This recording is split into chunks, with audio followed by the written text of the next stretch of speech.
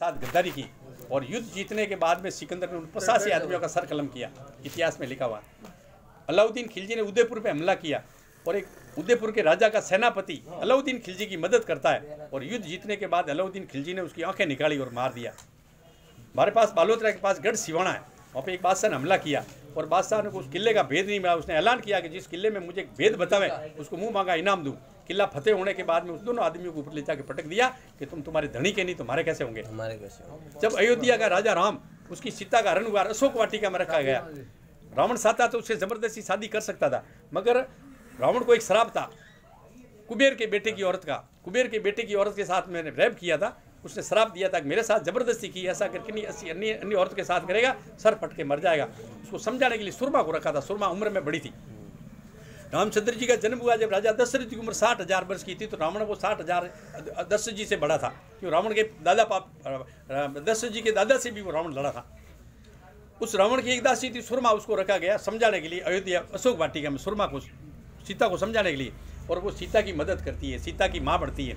वो काश के आईने में बताती कि अब तेरा राम जिंदा है। वो रावण के मस्त की बातें बताती थी।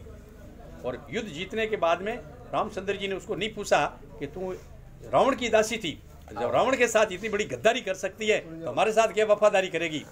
ऐसा ही करसन जी ने भजन में लिखा कि रावण मारियो राम ज्ञानी दुष्ट आया देश, रावण मारियो राम ज्ञानी दुष्ट आया देश, और जग पर जादू फेरियो पाप रे प्रवेश। ये ब्रह्माओ भूला भूम सारी लिया विक्रम वेद, और राक्षस से राज दबावियो घर घर कर दी खेद। आज किसी भी घर में शांति नहीं है। हर घर में देखो तो भाई भाई बहन भाई माँ बेटा पति पत्नी लड़ रहे हैं। आप अपनी औलाद के लिए दौड़ भाग कर रहे हैं और औलाद माँ के पेट में मर रही है। अंधा बोला लुल्ला पांगड़ा पैदा हो रहा है, इसको रोकना पड़ेगा। आप अगर ऐसा नहीं करोगे तो आज तो औरत 50 औरतें पेट फाड़ के पर्चा दे रही है, फिर तो 100 हो जाएगी। ये कोई ईश्वर नहीं कर रहा है, ये अकाल पड़ना भूकंप आना तूफान आ रहा है। ये भूकंप आ रहा है, ये धरती के ताण की बीमारी है। तूफान धरती के दम का रोग है। ये ज्वालामुखी धरती की हड्डी के कीड़ी नगरे की बीमारी है। ये समुद्रों का पानी खारा हुआ है, ये धरती माता के बदहजमी की बीमारी है। ये समुद्र ऊपर नीचे हो रहा है, ये धरती माता के आपरे की बीमारी है। ये सूर्य चंद्र गर्म हो रहा है, ये दम घुटने की बीमारी है। इस धरती के साथ में क्या हो रहा है उसको नहीं मिटाओगे तो ये धरती माता दहने वाली है। सोना चांदी हीरा पन्ना माणक मोती यानी आपके शरीर के अंदर और बाहर सारी व्यवस्था धरती कर रही है, और आप धरती की तरफ ध्यान नहीं देकर कानून बना रहे हो। कुआं खोद दो, फिर कुएं में पानी नहीं होगा। आज ये बिजली है, आज बिजली खत्म हो गई तो आप पानी कहाँ से पियोगे। 1000 फीट पानी नीचे पड़ा है। अगर ये गैस खत्म हो गया तो मैंने बॉम्बे वालों को कहा गैस खत्म हो गया तो खाओगे कैसे, किस पे रोटी पकाओगे। और डीजल खत्म हो गया आओगे कैसे। अभी लॉकडाउन में 1600 किलोमीटर लोग पैदल चल के 1000 किलोमीटर। इसलिए मेरा आपसे निवेदन है कि अनूप दास जी की बात का तो एक ही है कि खाली भजन गाने से, मंदिर बनाने से, आरती करने से, नगाड़े फूटने से कुछ नहीं हो रहा।